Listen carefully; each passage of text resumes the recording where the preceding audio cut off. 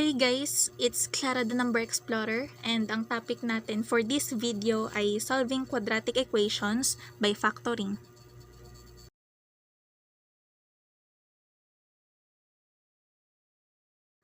Okay, so solving quadratic equations by factoring, highly recommended na i-review nyo yung lessons ng operations on integers.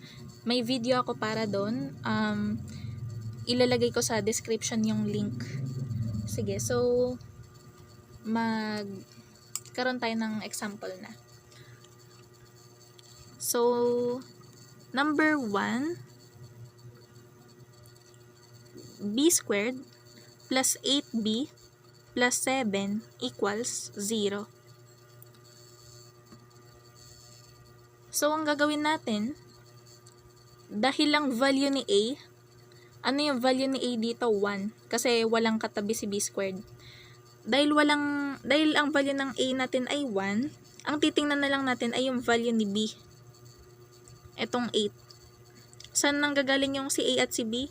Kasi yung standard form natin na ax squared plus bx plus c equals 0. Tapos dito, ang a natin ay si 1. Ayan. So, tingnan natin si b. Ang value daw ni b ay 8. Tapos ang value ni c ay 7.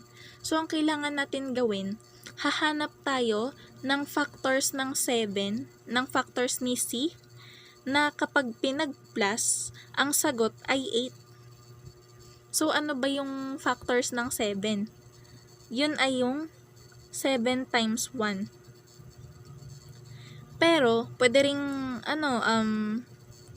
okay, so 7 times 1, kapag pinag-plus natin yan, ang sagot niyan ay, 7 times 1 ay 7, tapos ang 7 plus 1 ay 8. So, si 7 at si 1 na yung gagamitin natin. So, magiging, ang factored form ay b, ano sign ni 7 at 1? Plus 7, b plus 1 equals 0. Tapos, i-equate natin both sides sa 0. Bakit equals 0 parehas? Kasi, di ba equals 0 to? So, parang given to na 0 times 0 ay 0 din. Kaya natin sa 0 pa rin siya i-equate. So, b plus 7 equals 0. Tapos, b plus 1 equals 0. Ang makukuha nating value ni b dito, so, b equals negative 7. Tapos, ang value naman ni b ay negative 1.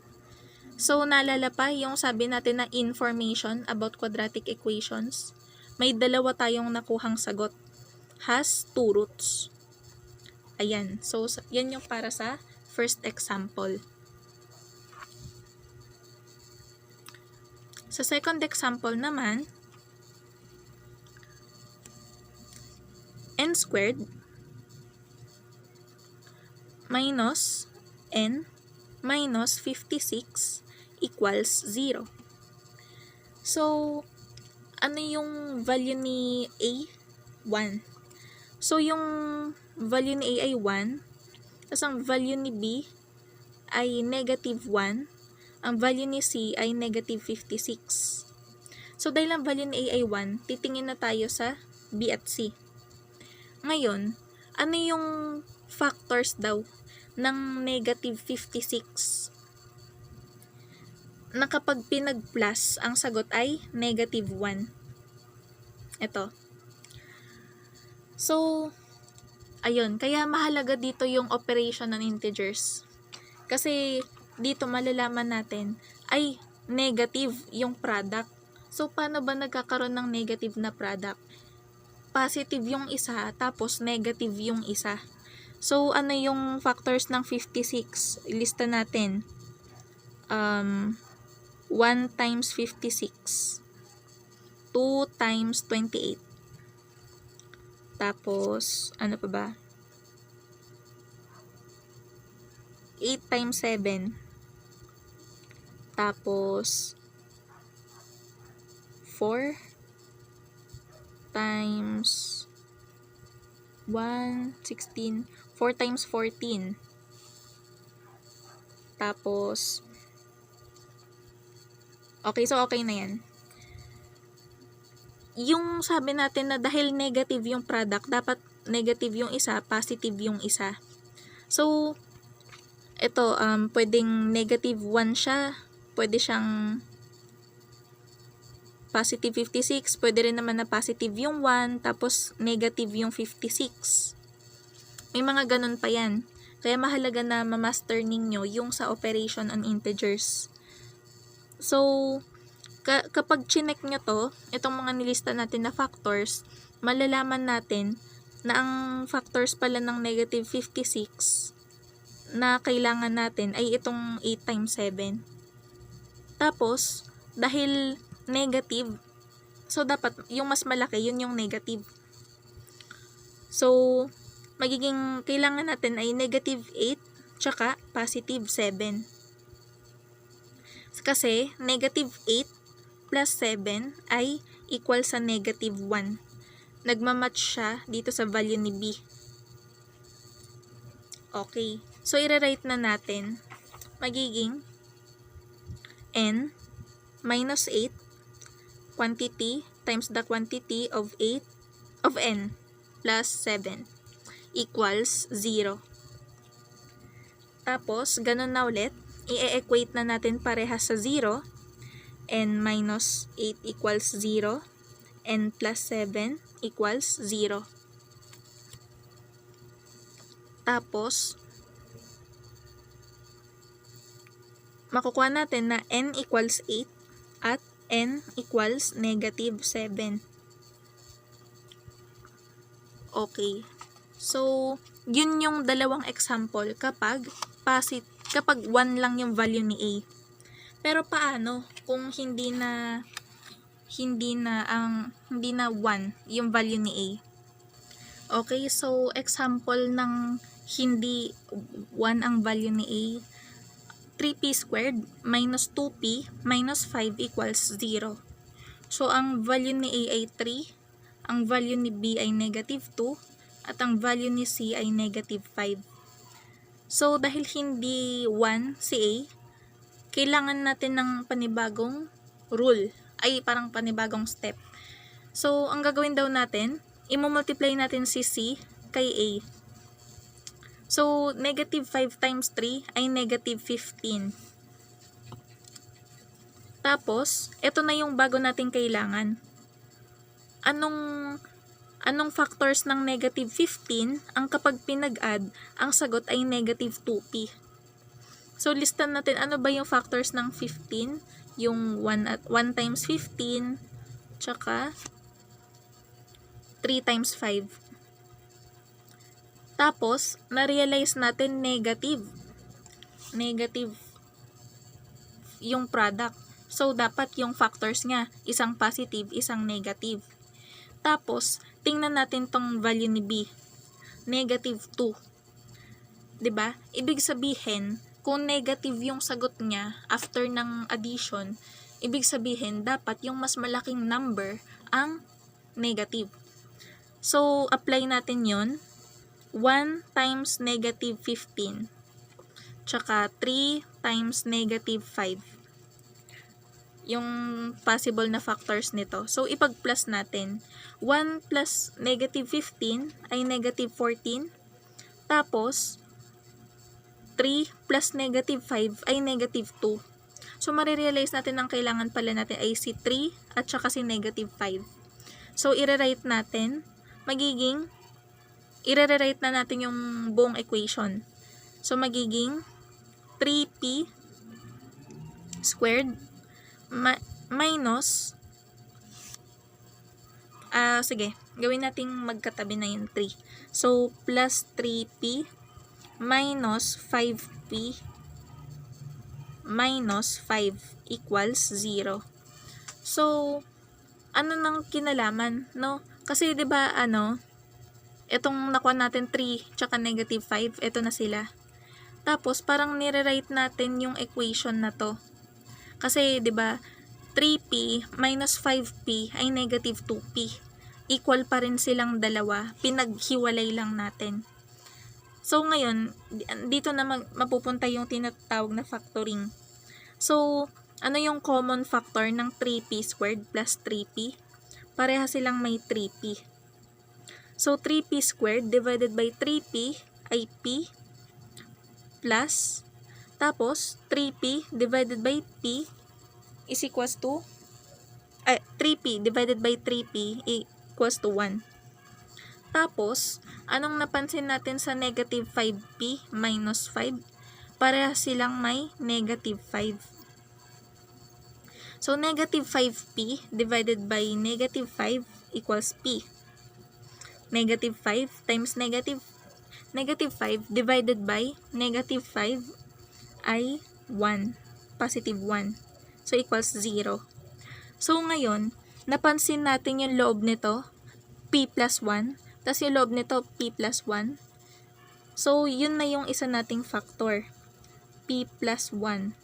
Tapos, ano pa yung isa nating factor? Itong nasa labas. Si 3p minus 5 equals 0. Tapos, tsaka na natin siya i-equate sa 0. Parehas. So, p plus 1 equals 0. 3p minus 5 equals 0.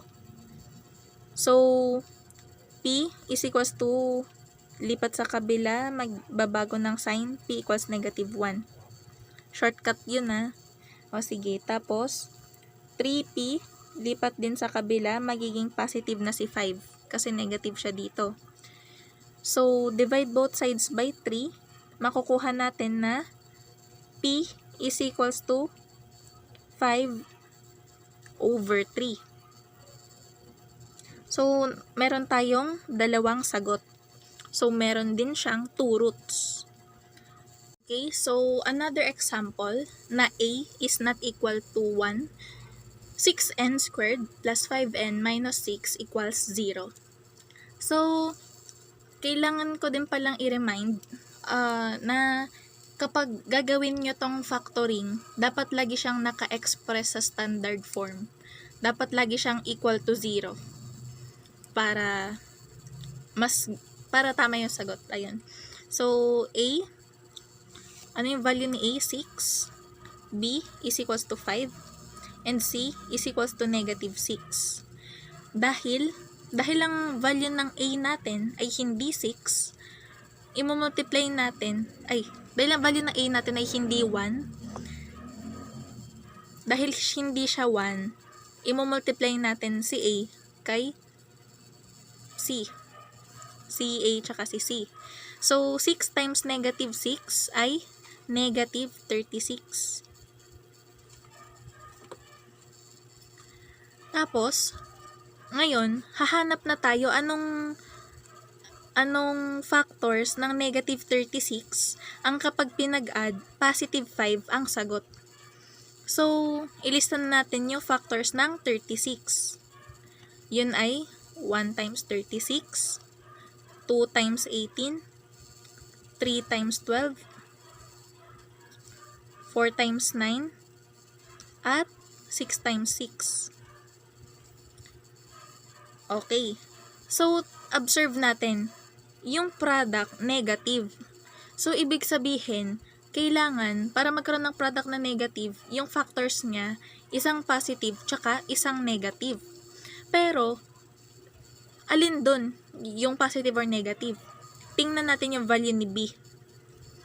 Si B ay positive 5. So, ibig sabihin, para magkaroon tayo ng positive na sagot sa addition, kasi, di ba pag pinag-times, dapat negative 36, pero kapag pinag-plus, ay positive 5. So, para magkaroon ng positive na sagot sa addition, dapat mas malaki yung positive kaysa sa negative. So, doon natin malalaman na dapat yung mas malaking number ay positive. Tapos yung mas maliit na number ay negative. So, i-apply natin yun dito sa lahat ng nalista nating factors. Negative 1 times 36, negative 2 times 18, negative 3 times 12, negative 4 times 9, at dahil both sides sila, so hindi natin alam yon. So, parang hindi na natin siya isasama. So, ngayon, ipagpa-plus na natin. Negative 1. Kasi itong lahat ng to, ang sagot niya negative 36. Pero kailangan natin yung kapag pinag-add positive 5. So, negative 1 plus 36 ay 35. So, hindi siya yung hinahanap natin. Kasi dapat positive 5. So, negative 2 plus 18, 16. So, hindi rin siya yung hinahanap natin. Negative 3 plus 12 ay 9. Tapos, negative 4 plus 9 ay positive 5. So, ibig sabihin, ito yung hinahanap natin. Si negative 4, tsaka si 9. So, i-rewrite na natin yung equation. Itong equation na to, i-rewrite na natin siya ng negative 4 tsaka 9. So, 6n squared minus 4n plus 9n minus 6 equals 0. Kung mapapansin natin, itong si 4n, si negative 4n plus 9n ay equal din siya sa 5n. So, pinaghiwalay lang natin siya. Ganun lang. Tapos, pansinin natin, ngayon, i-factor out na natin. No? So, kung papansinin natin, ito parehas na silang 6. So, may common factor siya. Pero tingnan natin tong natira, si 4 at 9. Wala silang common factor. Kaya hindi natin pwedeng gawing ganun yung pares. So, si 6 at 4, may common factor? Meron. Si 9 at 6, may common factor din ba? Meron din. So, ito na, yung gagawin natin na pag-pair. Si 6n minus 4n, tsaka si 9n minus 6. So, anong common factor ni 6n squared minus 4n? Yun ay 2n. Tapos, 6n squared divided by 2n ay 3n. Minus, so negative 4n divided by 2n ay 2. So, saan nang gagaling to? Pwede nyo i-review yung laws of exponents. No? Okay, so, move tayo dito. Anong common factor ni 9n tsaka ni 6? Yun ay 3. So, plus 3. Okay, so, baka ma-observe nyo, yung tanong kanina, ito yung tanong kanina. Ito. Bakit ito minus 5 yung kinuha natin? Kasi, parehas silang negative. Dito. Parehas silang negative. Dito, ang negative lang natin si 6. So, kukunin natin ay positive para maging kaparehas pa rin nito. So, 9n divided by 3 equals 3n. Negative 6 divided by 3 ay negative 2 equals 0. So, napansin natin parehas ulit yung nasa loob nila. So, yan na yung isa nating factor. 3n minus 2. Tapos, itong nasa labas. 2n plus 3. Sila itong nasa labas. Ayan. Equals 0. So, parehas na natin silang i-equate sa 0. 3n minus 2 equals 0. And 2n plus 3 equals 0. So, magiging ililipat sa kabila. 3n equals 2 over, divide both sides by 3. So, n is equals to 2/3. Tapos, sa kabila, 2n equals negative 3. Kasi positive siya dito, paglipat niya ay negative na siya. So, divide both sides by 2 para n na lang ang matira. N is equals to negative 3 over 2. So, ito yung dalawa nating sagot para kay n. So, ayun lang. Thank you so much sa panonood. At please like this video and please subscribe. Kung may questions kayo, clarifications, or suggested topics, please comment down below. And please share to your classmates and friends para mas marami pa tayong maabot na estudyante. See you sa next video. Bye-bye!